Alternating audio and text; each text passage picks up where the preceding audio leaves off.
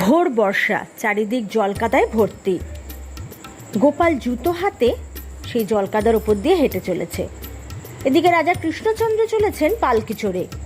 গোপালকে এহেন অবস্থায় দেখে রসিকতার স্বরে গোপালকে বলে বসল, কি হে গোপাল, পরকাল যে একদম হাতে নিয়ে চলেছ দেখছি।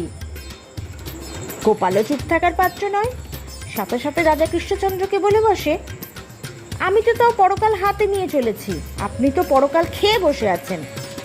রাজা কৃষ্ণচন্দ্র শোনা মাত্রই রেগে আগুন, বলে, কি বললে? এক কথায় আমাকে জুতোখোর বললে? জানো এর শাস্তি কি হতে পারে? গোপাল বলল, সে আবার কি?